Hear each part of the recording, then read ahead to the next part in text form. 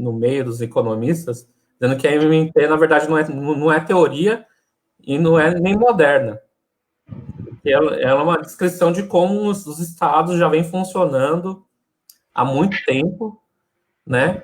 Ela é altamente descritiva no sentido de descrever mesmo o funcionamento do Estado, como é que ele se financia, como é que ele se autofinancia e como é que ele gasta. Uhum. É importante dizer isso. Eu vou entrar aqui num ponto central, que, até para a gente já adiantar alguns questionamentos que podem vir.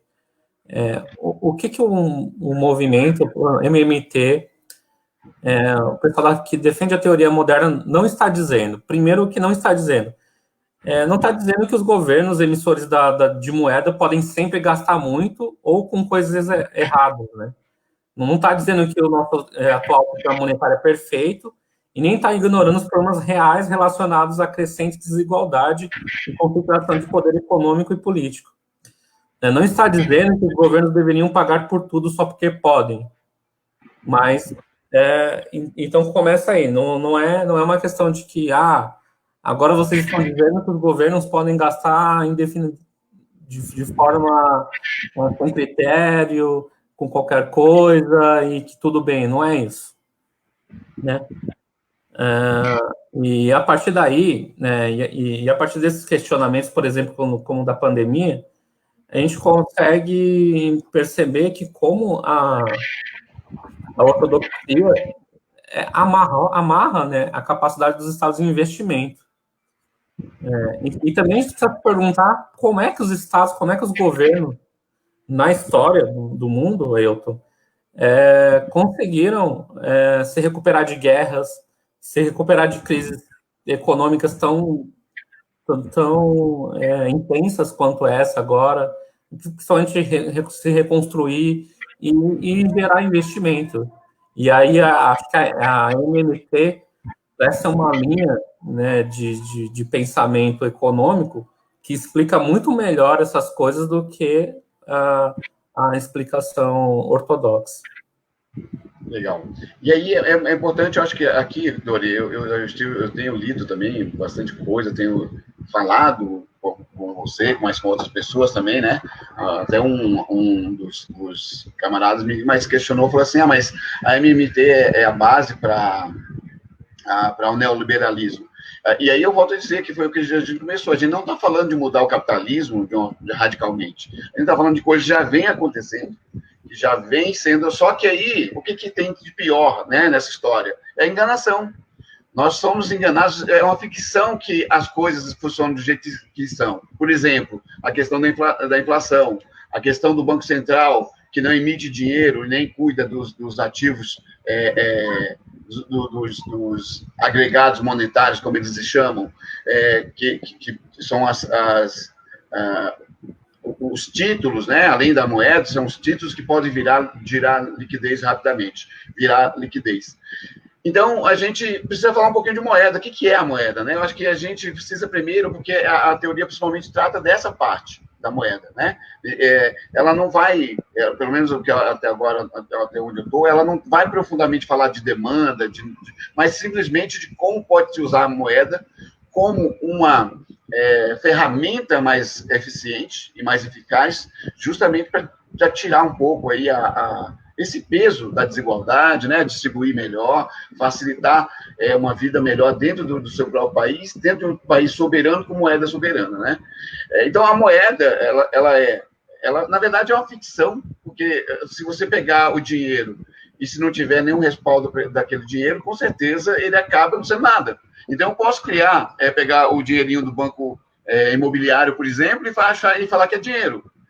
Mas ele, como não tem respaldo nenhum, como ele não tem nenhum respaldo institucional, ele acaba não servindo para nada. Então, a moeda, na verdade, é só um símbolo de troca, né? Então, o que nós fazemos quando a gente recebe o salário da gente? Nós entregamos nossa força, né, nossa mão de obra, recebemos aquele salário, então nós trocamos pela moeda. Então, olha, o que realmente tem valor foi meu trabalho. Né? Não é a moeda, aquela moeda em si, mas ela simboliza esse valor que o meu trabalho tem. E aí eu troco essa moeda, por exemplo, coloco no banco, eu digo para o banco, olha, meu trabalho está aqui, meu suor está aqui. E ele vai virar moeda de troca para outras coisas, para trabalhos de outras pessoas, para agregação de valor de outras, de outras vertentes. Então, a moeda, basicamente, é um símbolo do valor que está agregado no serviço, no produto, e assim por diante. E ela recebe também como reserva de valor. Ou seja, eu posso guardar isso, né? Eu suei, trabalhei, agora eu vou guardar meu dinheiro. Então, ela serve como isso. Então, ela simboliza, porque ela tem um respaldo institucional, vamos dizer assim, que garante que ela tenha valor. Mas ela só tem valor porque tem um governo que garante esse valor. O Estado que garante esse valor. E aí, diferente de nós, pessoas simples, né? A moeda o Estado pode se autofinanciar de outra forma. Se eu não tenho dinheiro, eu fico inadimplente, eu não posso comprar. Mas o Estado, ele, a princípio, dentro de determinados limites, dentro do capitalismo, ele não tem essa restrição do indivíduo, né? Do cidadão comum. Então, acho que é legal a gente traçar esse panorama da moeda, para que as pessoas entendam melhor o que a gente está falando em termos da teoria monetária, que eu acho que é muito importante, né? Se quiser, pode complementar aí. Sim, sim, é muito importante. A gente primeiro separar o dinheiro da riqueza, né? Uhum. Que a riqueza é produzida pelo trabalho, né? Enquanto o dinheiro, a moeda, no caso, é o Estado que emite, é uma unidade contábil que o Estado emite, e hoje em dia ele emite através de computador, né? Enfim, né? Insere lá valores na conta em contas bancárias. É muito importante a gente traçar essa linha aqui de divisão entre o que é Estado, o que é riqueza e o que é moeda, né? É importante ressaltar também, Ailton, que os governos, né, uma forma, por exemplo, do Estado impor que aquela moeda tenha valor é a cobrança de impostos, né? Que é uma das funções principais do imposto essa, tipo, estabelecer aquela moeda naquele território onde o Estado, né, governa, né, como uma moeda oficial, né? Por isso que a gente faz, né? Por isso que a gente faz compra em reais e não com dinheiro do banco imobiliário, porque a gente não tem como pagar impostos com o dinheiro do banco imobiliário. Exatamente. E outra coisa é entender que o governo central, o governo federal, que emite a própria moeda, né, que é o governo que emite a moeda, ele não precisa dos impostos para se financiar. Né? No caso dos governos, e é muito bom a gente desconstruir essa coisa ortodoxa, neoliberal, principalmente de ficar comparando o orçamento de governo federal com o orçamento doméstico ou de empresas, porque é bem diferente. No nosso caso, a gente precisa primeiro de receita para depois a gente fazer as despesas, certo? A gente precisa receber o dinheiro antes. O governo, no caso do governo federal, não. No caso do governo federal, as receitas precedem as despesas, ou seja, o governo que emite a moeda e a iniciativa privada que precisa da moeda emitida, gasta pelo governo, né, emitida antes, através de gastos do governo, para que essa moeda circule no mercado. Exatamente. Tem uma coisa até que eu acho que é interessante, a gente até para pensar, só para não esquecer, que o Paulo Guedes mesmo falou que não abre mão de uma hora para outra, talvez fazer emissão de moedas, que ele sabe que é assim que funciona. Quem não sabe somos nós, a maioria da população. Né? E aí ele sabe que pode emitir. Lógico que aí, como eu falei, tem alguns limites aí que até o André Lara Rezende, que é bom de citar de onde está vindo, né, essa conversa, essa discussão. Aqui no Brasil, quem está encampando aí nos últimos tempos, principalmente foi o André Lara Rezende, que foi parte lá da equipe, se eu não me engano, do Plano Real, de um dos governos ali naquela época. E o André Lara Rezende vai falando disso, né? Que tem ali as inflações, tem as pressões inflacionárias, que podem ser o limite, né? Que não existe essa coisa de emitir moeda, aumentar ou diminuir inflação. Mas existe ali a inflação a partir das questões relacionadas à demanda, né? A forma que o Estado vem gerindo o desenvolvimento dentro do seu território, mais do que nunca a demanda agregada, que é todo o valor do que se procura, do que se busca, né, de que se compra, se vende no país, pode ser que essa demanda, se ela reprimida, se ela não estiver plena, se não tiver bons empregos, pode ser que essa demanda seja, sim, um fator de pressão inflacionária, mas não a emissão de moeda, né? Que é essa visão que a gente precisa começar a traçar aí. É um senso comum muito forte, né? A gente aprendeu a vida inteira assim, né? Então, eu digo que a MMT, até em certo ponto, ela não é muito intuitiva, porque ela vai contra o que a gente... discursos que a gente vem ouvindo a vida inteira. Então, por exemplo, essa questão de emissão de moeda gerar inflação, para mim era quase uma coisa automática. Você entendia que, não, se o governo disponibilizar mais moedas, mais dinheiro no mercado, automaticamente vai gerar inflação. E não é assim, né? A inflação tem vários outros fatores. Exatamente. E um deles é a compra de emissão de moeda. Como, por exemplo, a gente está numa crise, até o próprio Meirelles também falou isso, né? Na crise que a gente está agora, toda a oferta de produtos já foi produzida. Então, a emissão de dinheiro novo, né? Colocar dinheiro novo na mão da população, por exemplo, para ela consumir, não ia tensionar essa demanda, porque tudo já está produzido agora, né? O que falta agora é dinheiro para as pessoas conseguirem comprar. Ou seja, mais dinheiro na mão da população, por exemplo, agora, ou mais dinheiro do governo emitido, enfim, circulando, não geraria inflação, e não gera inflação de forma automática. Tanto é que os Estados Unidos vêm desde 2008 com uma política fiscal muito ousada, né, muito forte, e até com o Trump também agora, e não tem gerado inflação.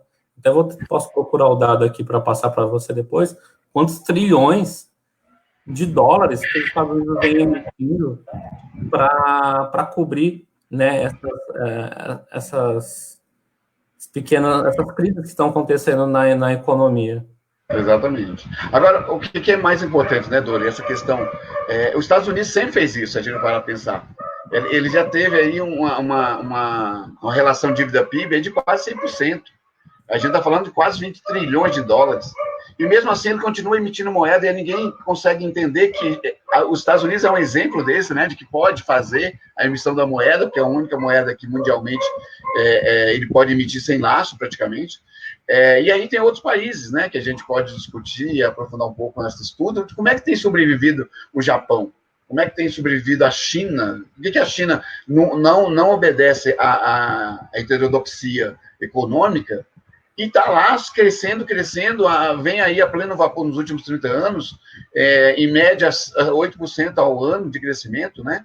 E o controle justamente da dívida, e é uma das coisas que a MMT vem falando também, que é o controle da dívida a partir não do pagamento da política fiscal ali na porrada, mas de fazer isso quando o crescimento está maior que a taxa de juros, que o que consome, né, para o pessoal entender, o que consome nossos recursos, e aí são nossos impostos também, é justamente a taxa de juros, porque a pessoa que compra, ou a empresa que compra, um determinado título do Tesouro Direto, a taxa de juros é que banca essa diferença, né, o que ele vai ganhar.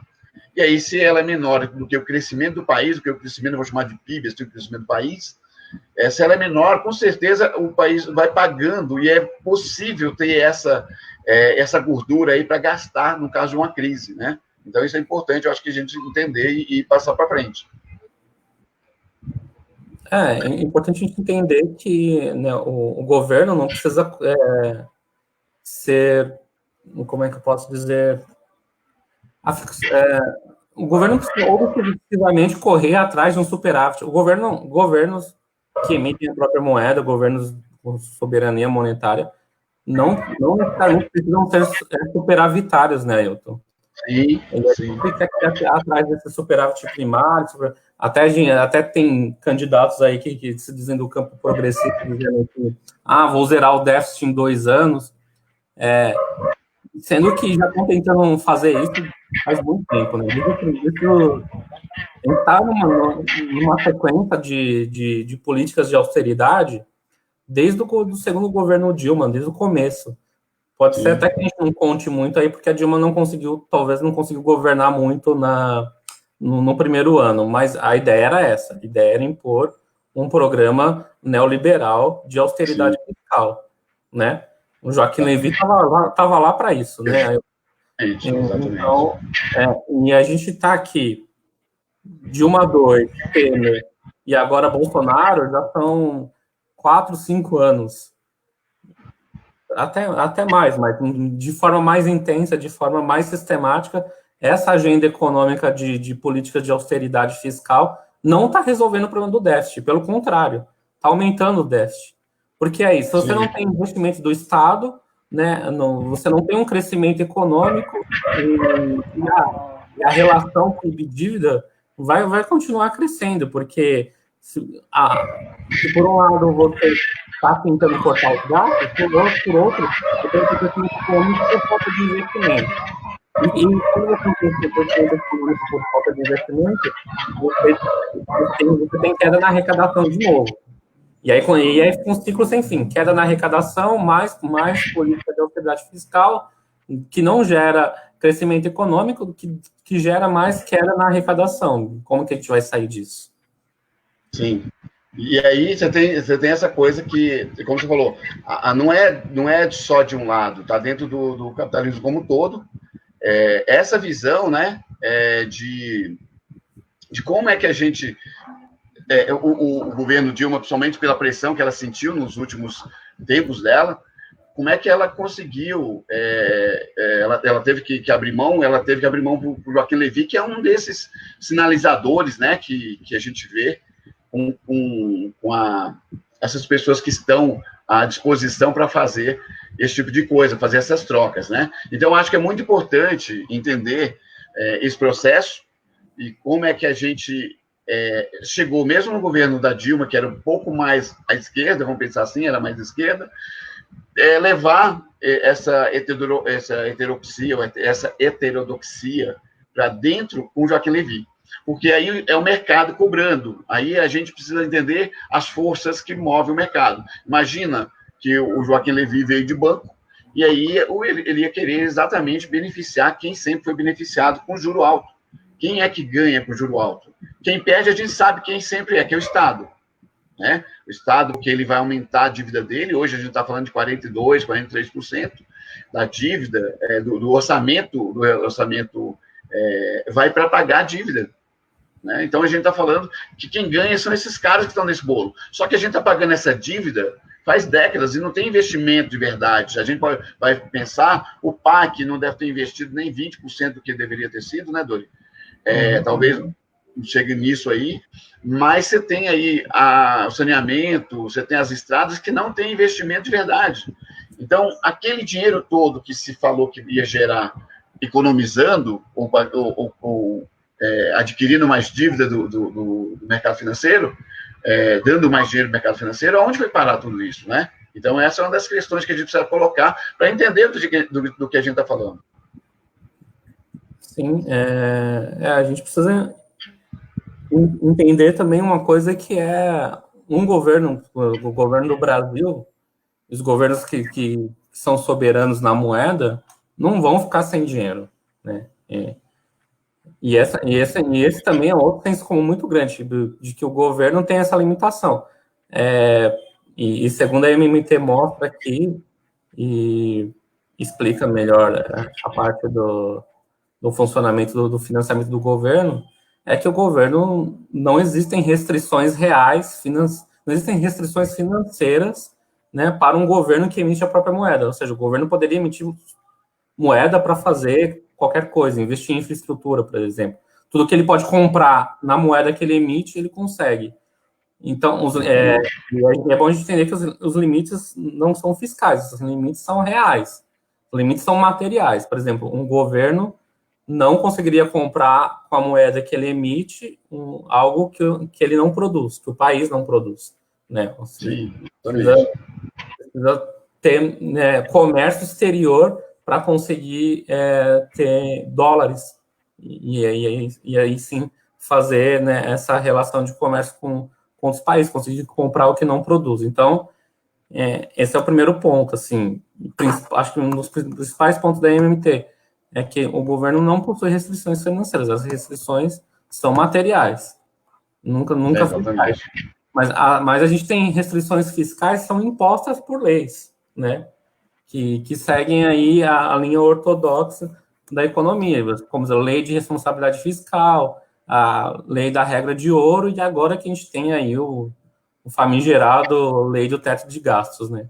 Que deveria ser uma das primeiras coisas que um governo mais progressista teria que revogar isso.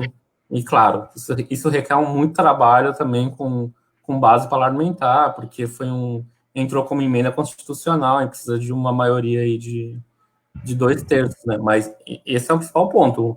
Vai ser muito difícil o Brasil sair da crise só pelo mercado. Eu não acredito. A gente tá tentando isso faz muito tempo. E tem investimento público e com esse teto de gastos vai ficar muito difícil o Brasil retomar os investimentos como deveria, como precisa. E não tem como, né, Dori, a gente entender, tem que precisar entender isso, né? Que nenhum país do mundo de verdade sai de crise a partir do PIB privado, né? Não existe essa coisa.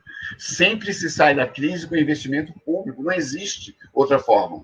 Porque o Estado, por ser o maior comprador, o maior demandador de produtos e serviços, é ele que faz com que, em algum momento, a economia tenha giro, porque vem retorno depois lá na frente. E a ideia principal aí, eu acho que um dos pilares aí da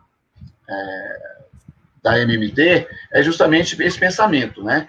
Que o Estado, além de poder emitir para poder fazer essa condução da sua política fiscal, e a política fiscal diz respeito a o que eu ganho e o que eu pago, né? Essa é a visão da política fiscal, as receitas e as despesas. Como é que ele faz para pagar isso? Então, se a gente olhar pelo lado mais comum, do senso comum, a gente vai ver que não dá para fazer a partir dos impostos, né?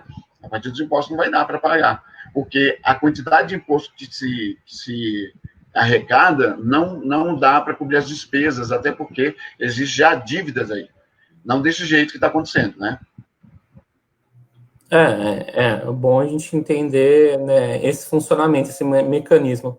Na verdade, a gente fala sempre emitir moeda, em impressão, e muitas pessoas usam também o termo impressão de dinheiro, mas o governo está emitindo moeda o tempo todo. Toda vez que o governo faz um pagamento, né, toda vez que paga alguém, que deposita o dinheiro na conta de alguém, transfere dinheiro, ele está fazendo isso emitindo um dinheiro novo. Isso é muito interessante na MMT, né? Todo o gasto do governo é feito com dinheiro novo. Ou seja, não é que agora, por causa da crise, o governo vai passar a emitir dinheiro novo. Não, o governo já faz isso. Só que agora o governo poderia usar essa ferramenta muito poderosa que tem, que é a moeda, que é a sua capacidade de autofinanciamento, para cobrir os danos da crise, por exemplo. O que é colocar dinheiro na mão das pessoas agora, né, com renda emergencial, renda básica, né? Você vê que tá difícil agora sair esse auxílio emergencial. Eu tô vendo muitas pessoas reclamando que não estão conseguindo e agora não estão conseguindo receber a segunda parcela também, e já começa um barulho de certos setores do mercado, do governo, para alegar que o governo, que acabou o dinheiro do governo, e que não é que acabou. O governo não vai ficar sem dinheiro, né? E é a questão burocrática, né, de liberação dessa verba, né, pelo orçamento do governo federal. Mas eu vi muitas pessoas que ficaram desesperadas, achando que tinha acabado o dinheiro e que não iam receber mais o dinheiro do auxílio. Isso. Mas isso também é aquela da ficção que a gente está falando, desse senso comum, dessa batida constante, né, Dori? A gente para pensar, contado uma historinha para a gente desde sempre. E não é o governo em si, são os economistas do mercado. Inclusive, eu costumo dividir um pouquinho, economistas de mercado e economistas que olham para de forma bem ampla e geral, né? Eu acho que tem dois tipos de economistas. Tem aquele que só vai pegar a teoria que ele pegou ali, eu já tive professores assim, e ele não consegue olhar além daquilo. Então, a taxa de juros, se a inflação aumentar, aumenta a taxa de juros, a inflação baixa. É mentira. A gente já viu isso um monte de vezes. Se fosse assim, não teria inflação nenhuma nos governos Fernando Henrique, nos governos Lula e Dilma, porque as taxas chegaram a 14%. Né? Até mais no início do governo Fernando Henrique. Então, a gente está falando de uma mentira, porque a inflação ela foi controlada de outras formas, né, que a gente muitas vezes não discute. Né? E aí, eu acho que uma das coisas legais é pensar nisso. Né? O André Lara Rezende vem trazendo essa visão também, inclusive, no caso dele, no caso do artigo que ele fala, que ele vai mostrando para a gente que não existe a coisa dessa forma que nos é contada, né? E aí tem os pilares. Eu não sei se você quer falar um pouquinho sobre esses pilares que se baseia aí a MMT, para que as pessoas entendam um pouco mais do que é, né? A gente já falou que não era. E o que é de verdade? Onde ela se baseia, né? Tem um histórico, acho que é legal levantar o histórico, a gente está falando mais disso agora, a partir das duas últimas campanhas aí com o Bernie Sanders, né? Mas a gente tem, desde a década de 90, produções em profusão nas grandes universidades, e que não chega aqui, né? Aqui parece que é o último lugar mesmo para chegar nesse tipo de discussão. Na verdade, acho que tem já propostas, né, no termo e a origem de escritos. Tem aqui, eu estou vendo um economista chamado Hyman Peminsky, já nos anos 70. Isso. Né, abordando no MMT. Lógico que agora ela está mais em evidência, e o próprio problema da pandemia trouxe à tona, né, as ideias que são trazidas pelo MMT. Tem até um artigo do The Guardian sobre isso, a gente pode compartilhar o link aí. Legal. E tem todo esse histórico, né? Há muito tempo, os governos emitem moedas sem lastro, né?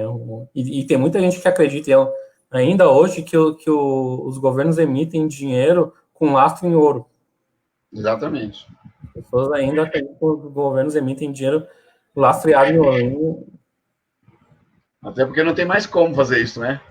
Pois é, mas enfim, você vê como a gente tá enraizado, né, esse senso comum.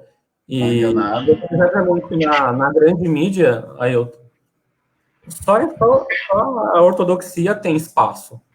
Quando Sim. Você vê economistas, gente indo discutir alguma coisa, alguma pauta econômica importante, como, por exemplo, teve ano passado, desculpa, ano passado teve a reforma da Previdência, né?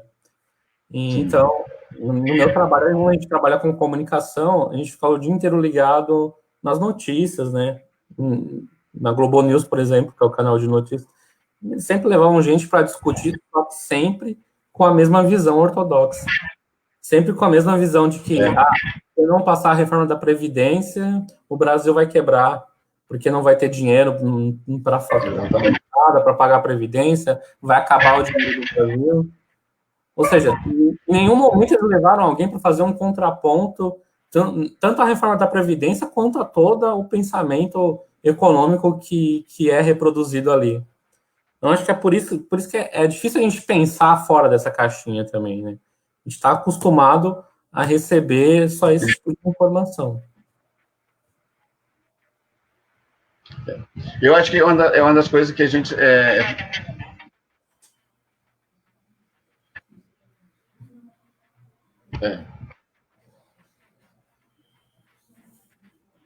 Não estou te ouvindo.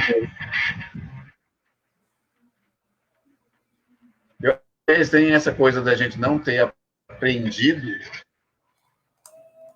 Está dando eco agora. Eu acho que a gente não tem aprendido de verdade essas questões. A gente não aprende porque já é meio que combinado, né? Para o senso comum prevalecer, a gente já não aprende mesmo. E a gente não tem visão da realidade e de como isso afeta diretamente nossa vida. Agora, olha só. Quando a gente pensa, a partir do ponto de vista da MMT agora, que a gente está falando, Eu não sei como é tirar o áudio. Espera aí.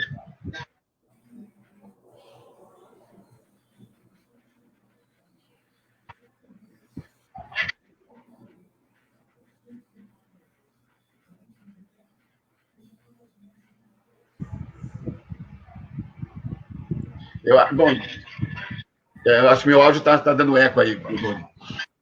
Então, acho que tem uma das coisas que a gente precisa entender para poder até discutir melhor como é que vai fazer até uma intervenção, até exigir dos nossos governantes, né? Eu acho que essa é uma grande sacada aqui, é a gente saber disso para exigir melhor lá na frente.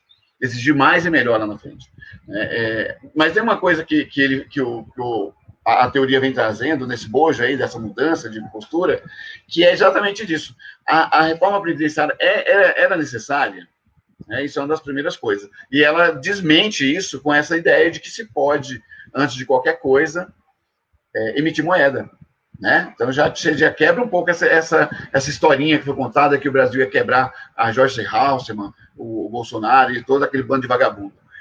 Agora, outra coisa que é a privatização, cara, que se fala o tempo todo de privatizar, e já se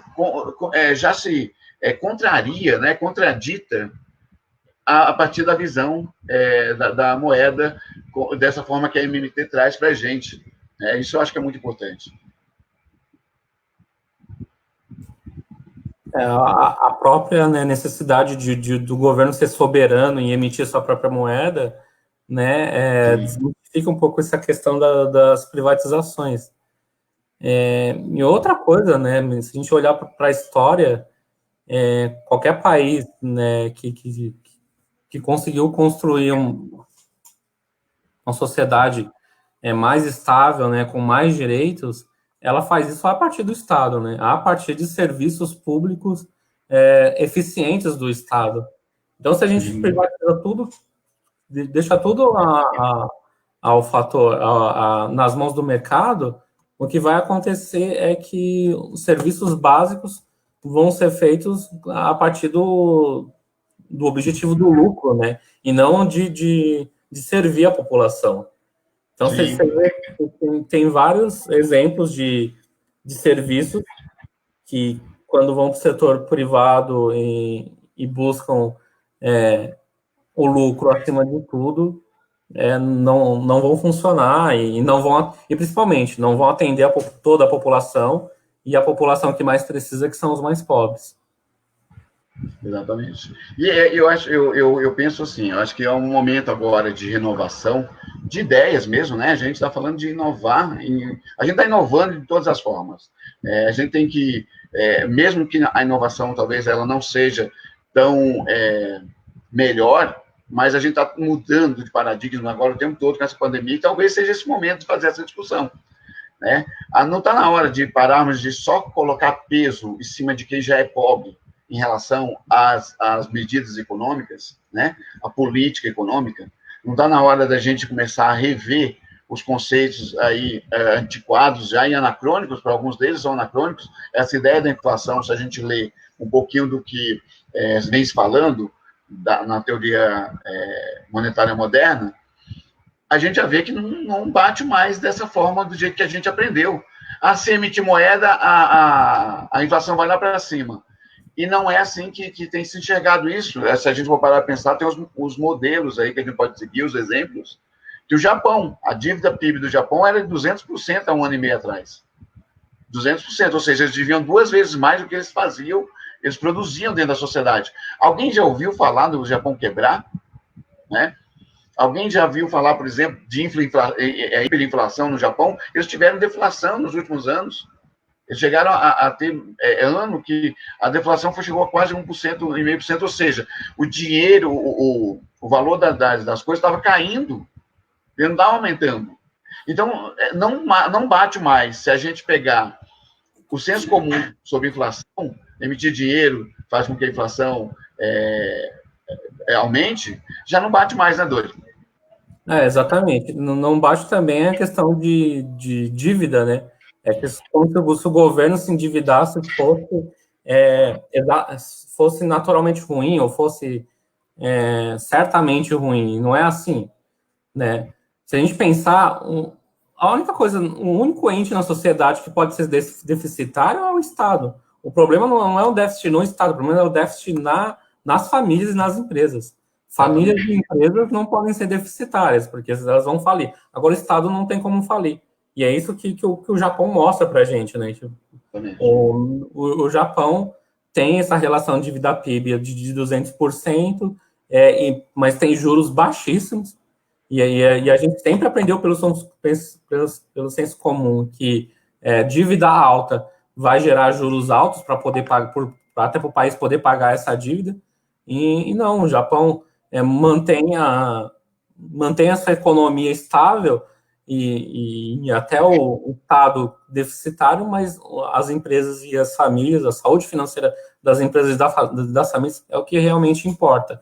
E se tem um ente na sociedade que tem a capacidade de se autofinanciar, esse ente é o Estado. É só o Estado, né? Porque, na verdade, não existe outro. Se você pegar qualquer outro agente econômico ou agente peça da economia, você não tem outro agente que consegue fazer isso no seu Estado. Né? Além de se autofinanciar, além de se digerir a política que vai fazer com que ele pague mais, pague menos, o Estado também é um grande comprador, ou seja, um grande motor da economia. Porque as grandes obras fazem com que muitas empresas vão trabalhar lá, e quanto mais se faz obra, mais pessoas empregadas, e, consequentemente, isso volta, a partir do imposto, né, da visão só do imposto, volta para dentro do Estado. E aí, essa ideia de emitir moeda passa a ser uma coisa mais viável a partir do momento que você saiba lidar com esses limites, né? Da pressão inflacionária, da forma com que... dos limites reais da economia, né, do mundo real. Que a maioria das pessoas não pensam nisso. Eu brinco, às vezes, quando eu estou discutindo com alguém que é economista, que fala assim, mas eu não entendo pessoas que olham a economia a partir do ceteris paribus, né, o paribus, como eles falam, que eu vou pegar essa situação, mas nada aqui pode mudar no mundo. Então, essa situação ela vai ser assim, se por acaso nada mudar no mundo. E o ceteris paribus não serve, muitas vezes, para a realidade, né? Porque é legal falar de demanda, como eu aprendi na faculdade. Puxa, então, assim, mas ninguém te diz que aquilo lá pode ter uma crise, por exemplo, pode desequilibrar totalmente aquela visão perfeita, né, dos cálculos que a gente aprende. Então, a realidade, quando eu saio para a rua, é que eu vejo, aquele cara ali está sem comer, olha quantas pessoas estão morando na rua. Então, todo aquele modelo, todos os modelos matemáticos da econometria e tal, às vezes ele deixa a desejar porque parece que está longe da realidade. E aí a realidade tem se mostrado no Japão, na China, nos Estados Unidos, essa visão dessa pretensão que eles têm. Legal parar para ver a partir desse ponto de vista. Sim, é muito importante a gente entender agora, né, nesse momento principalmente, a importância da soberania monetária do Estado, né, de um país, né? Importante que esse país não só emita a própria moeda, não só emita dívida na sua própria moeda, para conseguir se manter aí durante as crises. A gente vê tipo, países que não são soberanos, que não têm essa soberania, né, na moeda, por exemplo, a Venezuela, que precisa importar mais de 90% dos produtos que consome, e precisa de dólar para isso. E isso é um problema grande. Então, ou seja, a gente entender os limites reais, né, de uma economia, não os limites fiscais. Na questão financeira não há limite. A Venezuela poderia emitir lá um tanto de moeda local. O problema é que ela não consegue comprar com a moeda local dela o que ela não produz. Exatamente. Que é o problema dela. Isso. Então, uma das coisas que a gente pode ver de positivo, talvez, no governo Lula, foi a troca, né, da dívida externa, de uma dívida em dólar, pela dívida interna, né? O Lula fez uma manobra fiscal lá que conseguiu quitar a dívida do FMI, praticamente não ter uma dívida importante e que onere muito o Brasil, né, em dólar, dívida externa, e uma dívida interna que o país consegue pagar emitindo mais títulos, inclusive. né? E tem uma coisa que o pessoal da MNT fala que assim, dívida pública não é para ser paga, é uma dívida para ser rolada. Ou seja, uma dívida que é paga com novos títulos de dívida. E assim vai rolando a dívida e os países conseguem cumprir seus pagamentos mesmo com dívidas altas aí de 100, 200% do PIB. E isso é uma coisa que acho que a economia ortodoxa não explica muito bem, a MMT explica melhor, né? Legal. Existem aí, só para o pessoal entender, a gente está falando da MMT porque é uma coisa que a gente tem discutido mais profundamente, mas existem outras teorias que estão aí competindo ali, né, pau a pau, na discussão acadêmica. A gente pode pensar, por exemplo, uma delas, que eles chamam de FTPL, né, que é uma teoria que tem a ver aí com a questão fiscal, né, ou New Fischerianismo, como eles chamam. Essa FTPL, a teoria fiscal do nível de preços, é uma teoria que algumas pessoas encaram como muito parecida com a teoria da MMT, mas não tem muito, tem algumas discussões aí que estão vendo que são bem distantes, né? Que a teoria fiscal do nível de preço pensaria os valores que entraria para dentro da receita do governo, de um outro ponto de vista, a partir de impostos mesmo, principalmente a partir de impostos. E aí também se confunde um pouco essa teoria com o New Deal, o New Green Deal, ou Green New Deal, como o pessoal tem mania de falar, da Alessandra Ocasio, né, da OC, e a gente tem discutido que tem posturas diferentes. Apesar de sair ali do nicho ser muito parecido, a visão, por exemplo, do Bernie Sanders, que foi chamado de socialista, era muito mais próxima disso do que do real socialismo, né? Talvez ele nunca se negou a falar de que o Estado poderia ou deveria financiar a saúde. Hoje, se a gente estivesse aplicando, talvez, parte desses princípios aí da teoria monetária moderna, talvez nós tivéssemos o SUS como o principal e o melhor sistema de saúde do mundo, e para as pessoas, não simplesmente por isso, ele já é um dos melhores do mundo, apesar de ser deficitário, apesar de ser ruim como atendimento. Mas imagina, eu sempre falo isso para meus alunos na faculdade, quando a gente está discutindo a questão do SUS, que a maioria deles mete o pau, política pública, por exemplo. Imagina que se você quebrar o pé lá no Amazonas e tiver uma forma de ser atendido, lá o SUS vai cobrir. Você vai ser atendido. Se você for picado por uma cobra aqui no centro de São Paulo, você vai ser atendido. Não importa se você estiver morando na rua, não importa se você mora nos jardins, né? Se você estiver passeando aí pelo centro ou por algum lugar e levar um tiro e o hospital mais próximo for um hospital público, é o hospital público que vai tratar, não importa a sua classe social. E aí a teoria, talvez essa visão de emissão de moeda, poderia ter estruturado muito bem o SUS para poder fazer com que nós tivéssemos uma reação muito melhor do que nós estamos tendo aqui hoje na pandemia, né? É verdade. A gente historicamente, a gente foi pautado pela economia ortodoxa, né? Mesmo os governos mais à esquerda do PT, né, seguiram aí a escola neoclássica, né? Enfim, toda aquela questão do tripé econômico. Sim. Enfim, seguem à risca regras estabelecidas pelas mesmas pessoas de sempre.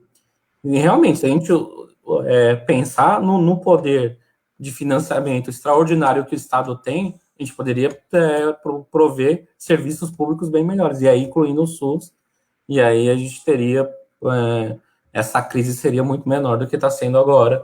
Sim. Né?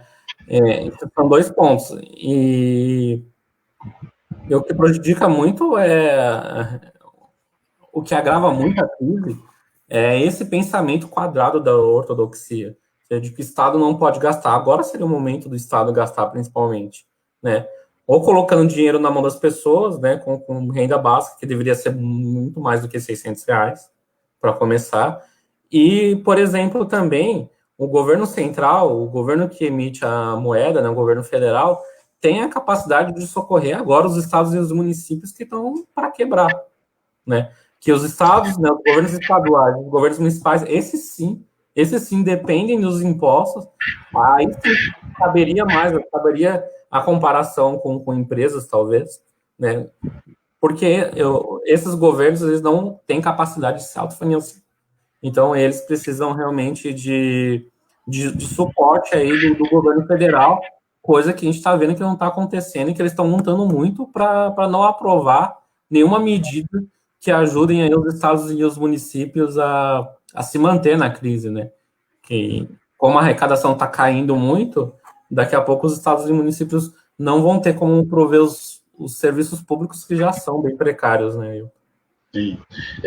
Uma das coisas que eu tenho pensado bastante, eu acho que talvez pela prepotência, pela arrogância desse governo, do Ministério da Economia, Dori, talvez a gente vá ver, um pouco após a pandemia aí, essa inserção aí da emissão de moeda, principalmente, né? Talvez não seja pelos bons motivos, talvez que a gente espere, que é de melhorar a vida das pessoas, né?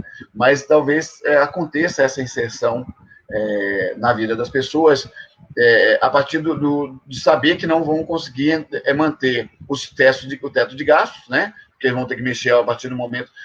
Quando diminuir esse peso da pandemia, nós vamos sair desse estado de calamidade que permite que o governo gaste o que está gastando. É um governo que é covarde, porque é um governo que deu dinheiro assim a rodo para os bancos aí. E aí, quando eu digo de dar dinheiro, não é pegar do bolso e lá e tá o banco. Mas ele comprou um monte de títulos, um monte de coisas, que os bancos não estão nem aí quando as pessoas têm dificuldade de pagar, as empresas têm dificuldade de pagar, elas não estão nem aí, querem tudo que o empresário, que a pessoa física tenha, vai tomar tua casa, vai tirar teu banco, né? Como a gente sempre brinca, não é o socialismo, não é o comunismo que tira as coisas, a sua casa, não é esse, são os bancos que vão fazê-lo. E, ao mesmo tempo, esse dinheiro que poderia, dentro dessa situação ortodoxa mesmo, dentro dessa visão que a gente tem do senso comum, esse dinheiro poderia estar sendo gasto para poder bancar as famílias, principalmente as que mais necessitam nesse momento. E aí o governo, ele sempre foi responsável em relação a tudo, ele bate nessa situação. Dia desses eu ouvi o presidente falar que custa 30 bilhões por mês, 30 bilhões por mês, esse auxílio de R$600. Agora, pensa, eu acho, se eu não me engano, agora no início do ano foram 200 bilhões de reais destinados para os bancos, 1,2 trilhões nos últimos anos, né? Na última década.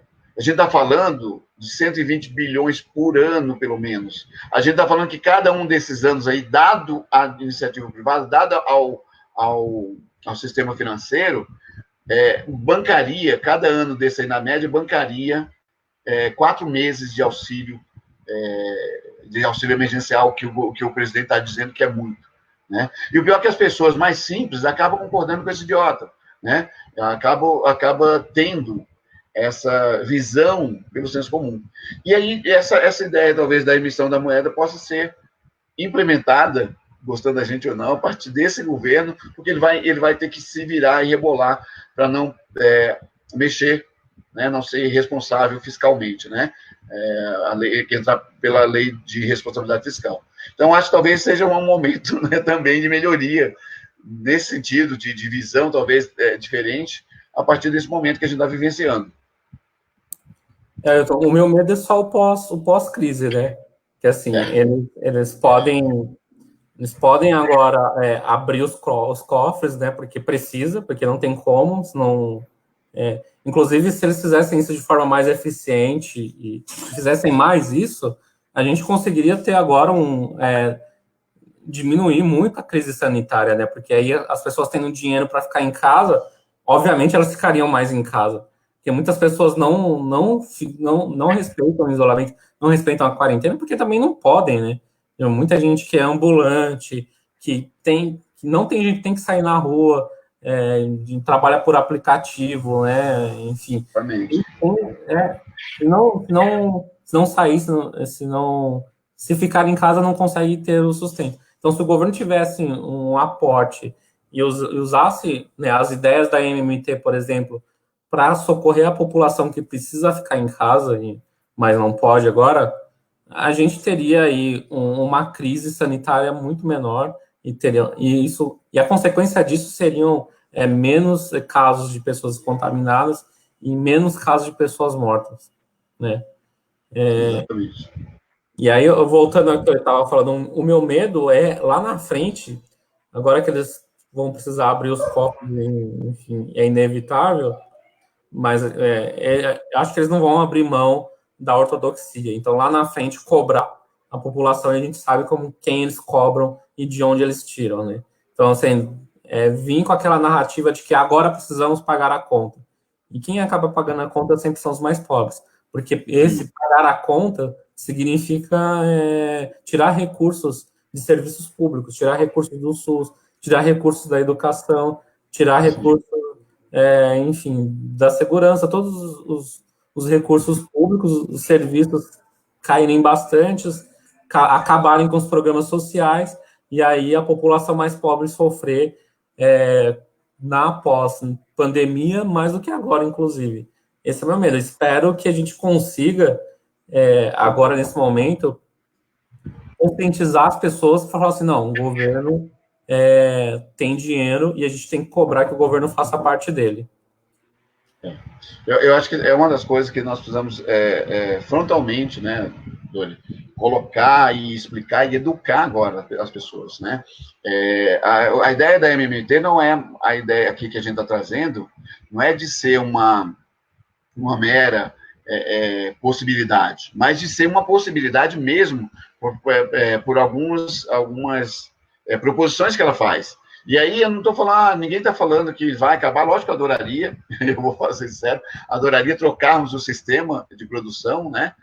Sairmos desse capitalismo que mata constantemente milhares e milhões de pessoas por dia, por ano, e de fome, e a miséria, ela se perpetua cada vez mais, por mais que a gente fale, os defensores mais ferrenhos falam que hoje a gente vive mais do que, mas lógico que vive mais, a ciência está aí para isso, e aí o cara fala isso, mas esquece que a ciência, normalmente, ela é bancada pelo Estado antes de ir para o setor privado, né? Ninguém pensa que a internet saiu, por exemplo, do Estado, ninguém pensa que as vacinas saem, normalmente, de pesquisas de Estado, né? Agora que sai das universidades, bancada pelo povo, mas as pessoas não esquecem disso, né? De que boa parte das coisas que aconteceram, a maioria, talvez 90% das invenções, das coisas, vieram a partir de alguma questão relacionada ao Estado. Então, a gente precisa continuar fazendo isso, porque o Estado talvez seja o grande vetor mesmo de inovação, nesse caso de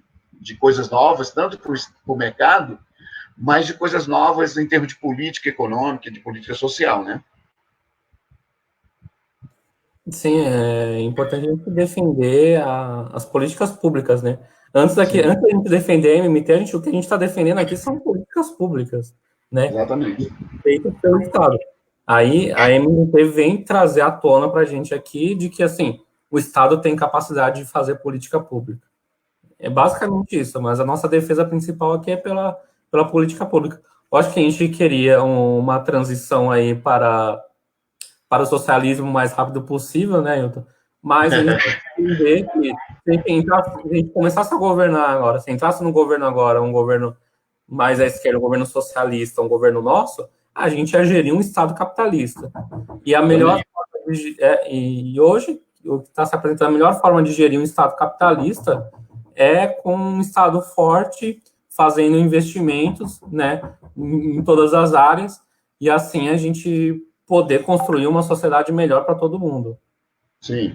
Eu acho que tem uma coisa que é importante nessa história aqui, até para a gente fechar, você deve ter suas coisas para fazer, Giordani, mas essa história de que pregam o tempo todo aí, sobre Estado mínimo, que vem dos ignorantes, que normalmente, quem é que prega Estado mínimo? Normalmente é quem tem dinheiro, né? Você não vê o pobre que fala de Estado mínimo também, ele não sabe por que está falando, esse é o grande problema. Eu não estou falando que é o burro, não, mas é por causa da ignorância mesmo, que o sistema impõe. E uma das coisas que o Estado mínimo faz é o que está acontecendo agora no SUS, pelo Estado mínimo que a gente tem colocado, imposto aí, meio que a força nos últimos governos petistas, nos últimos anos, mas também nos últimos governos Temer aí, e o Bolsonaro, esse Estado mínimo, ele está dizendo que você não pode ter assistência à saúde, por exemplo. Assistência às pessoas que precisam, nesse momento, para poder sair da miséria e poder produzir de verdade, ajudar o país a crescer. Essa visão de Estado mínimo não dá, não funciona. Né? Agora, até a gente começou a ver os neoliberais falar que não é Estado mínimo que a gente quer. A gente quer o cidadão máximo agora, né? Então, o Estado mínimo agora passou a ser o inimigo desses caras também, porque eles sabem que lá na frente, quem banca tudo, todo o prejuízo, como os bancos estão mostrando agora, como as medidas financeiras relacionadas aos bancos estão mostrando para a gente, é justamente o cidadão, né? A base do imposto, não a base da emissão de moedas, como poderia ser, mas é a base do imposto. E aí a gente tem que realmente abrir mão muitas vezes, eu estou falando de a gente, mas a população mais pobre sente mais isso. Dos 40%, 45% do que ganha para imposto, né, sendo que são as pessoas que mais precisam desse dinheiro para poder fazer, rodar sua vida, por causa da excrescência que é o imposto sobre consumo que a gente tem aqui no país. Mas eu acho que a gente tem outras coisas mais importantes, inclusive, nesse sentido, que é exatamente cobrar do Estado que ele tenha pessoas para atender, né, que seja realmente essencial, e visão de política pública, que seja mais forte isso dentro do Estado, né? Sim, a gente está vendo aí até os mais ferrenhos liberais tendo que abrir mão das suas convicções, justamente por causa da pandemia, né? Você vê aí o Meirelles falando de emissão de dinheiro, você vê o Amoedo falando, até o Amoedo falando de que o Estado precisa intervir, sendo que a retórica liberal é que qualquer intervenção do Estado na economia é ruim. Imagina assim, uma intervenção como essa de agora de pagar o auxílio R$ 600 para as pessoas, não faz lógica, não tem sentido nenhum, não tem nenhuma lógica dizer que esse tipo de intervenção é ruim, né? Sendo que boa parte da população está impedida de trabalhar, e se ao menos tiver alguma renda ali para poder continuar consumindo, vai manter a economia minimamente aí girando, né? Então, eu acho, e a gente tem que primeiro bater muito na tecla de que esses programas de austeridade fiscal, né, o modelo neoliberal de economia está sendo aplicado no Brasil há muito tempo e não está dando certo. Né? E segundo, porque a gente precisa retomar os investimentos para poder retomar o crescimento econômico. Né? São dois pontos fundamentais.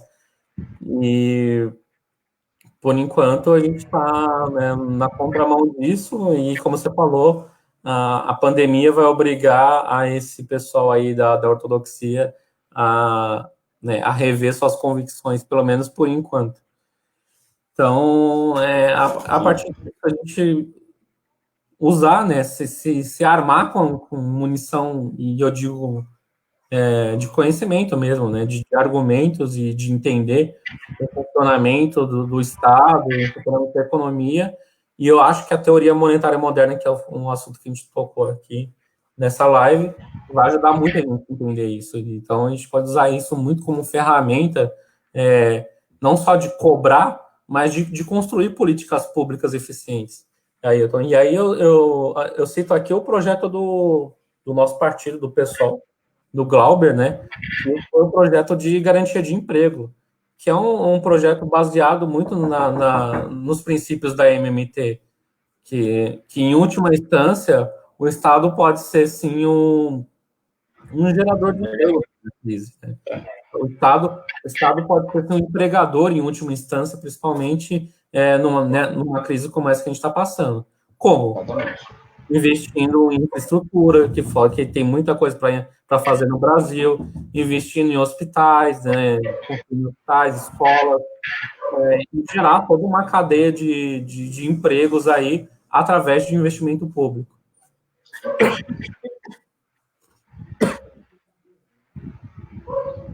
Eu tenho uma coisa que eu acho que é muito importante, até nessa questão da política pública, a gente precisa pensar até porque o que deu certo, né?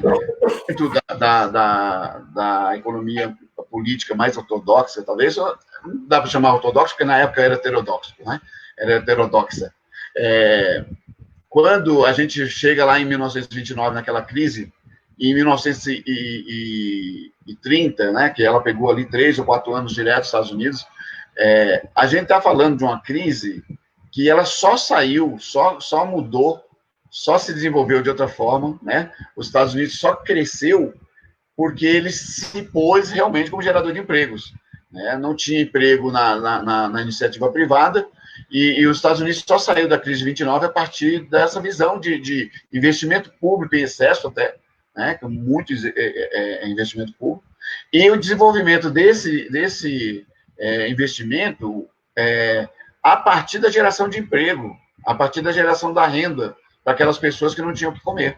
Então, é interessante pensar nisso hoje e também entender que dá para fazer isso no Brasil, e nós precisamos talvez mais do que os Estados Unidos isso, e a partir dessa pandemia, eu não vejo talvez muita possibilidade, a partir do princípio que nós desindustrializamos muito nos últimos 30 anos, nós perdemos aí capacidade competitiva com as nossas indústrias que sobraram, nós temos um Estado que ele é bancado, que a maioria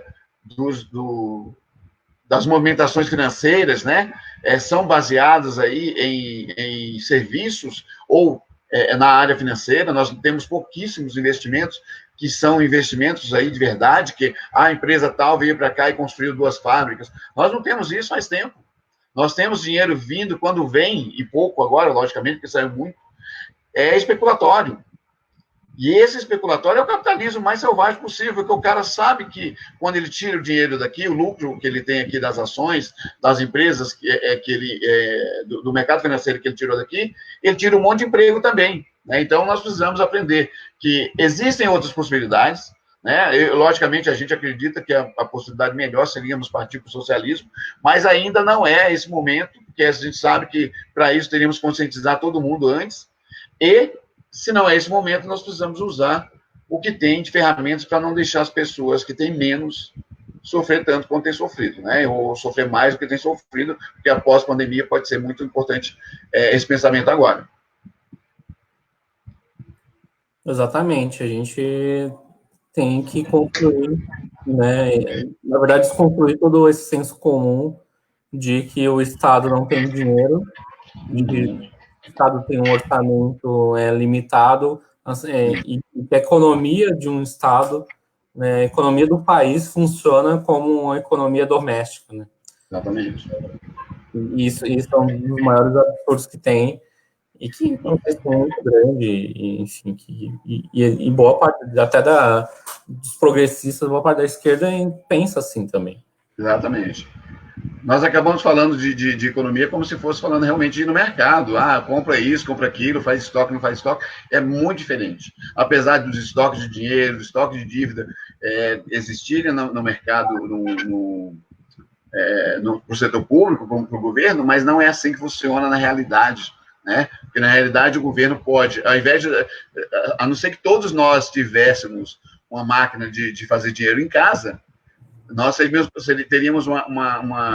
seríamos com uma comparação muito clara com o Estado, mas não é assim que funciona.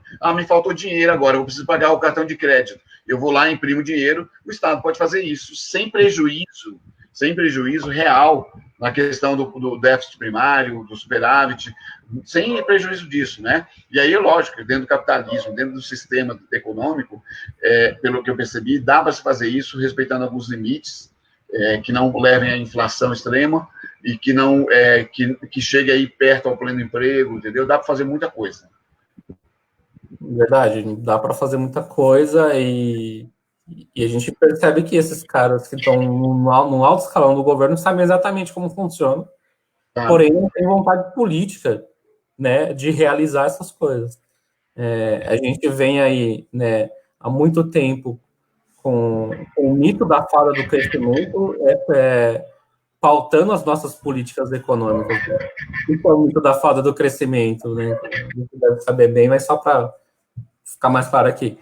Se o Estado for gerido de forma eficiente, se o Estado, se a gente enxugar o Estado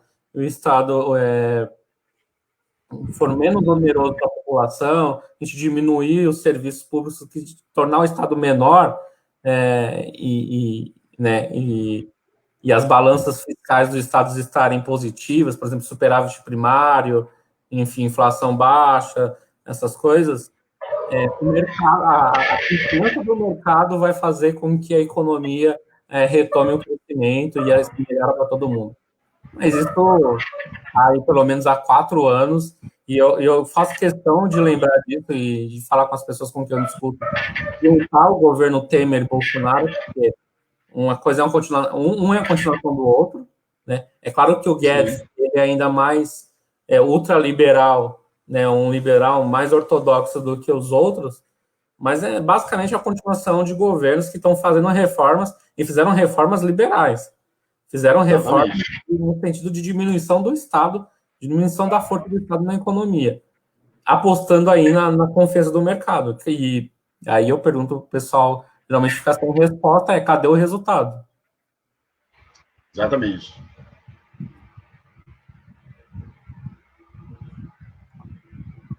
Bom, eu acho que é isso, né? A gente defendeu aqui políticas públicas. É óbvio que a gente não vai conseguir se aprofundar muito em 1 hora sobre a teoria monetária moderna, que tem vários textos, várias coisas para a gente abordar. Sim, muito material.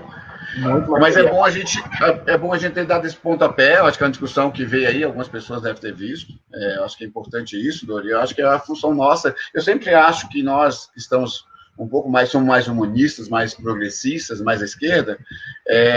Nossa função desse sistema capitalista, no momento, eu sempre digo que é pedagógico, né? É mostrar para as pessoas que existem outras possibilidades e que essas possibilidades podem ser boas para elas, não para o rico, só para um pequeno grupo de pessoas, né? E quando eu digo não é bom para o rico, vai ser para o rico se ele se adaptar a isso também. Mas a questão toda nós sabemos que a maioria é pobre. A média de salário no Brasil é de R$480. E aí a gente está falando, gente, de pessoas que estão vivendo com menos do que menos da metade do salário mínimo, onde você precisa pagar, muitas vezes, conta de água, luz, telefone, que quase consome tudo isso.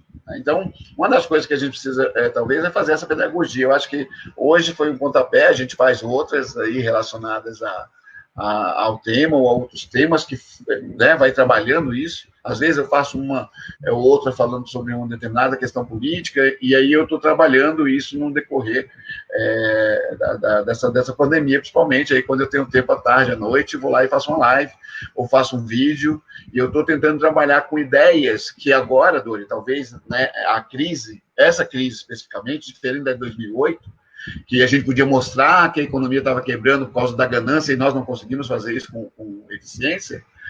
Essa eu acho que a gente consegue mostrar que quem é realmente importante na economia são os trabalhadores, não o capitalista, não o cara que já tem tudo. Porque os trabalhadores, esse desespero para se voltar, para se abrir, é justamente por causa disso.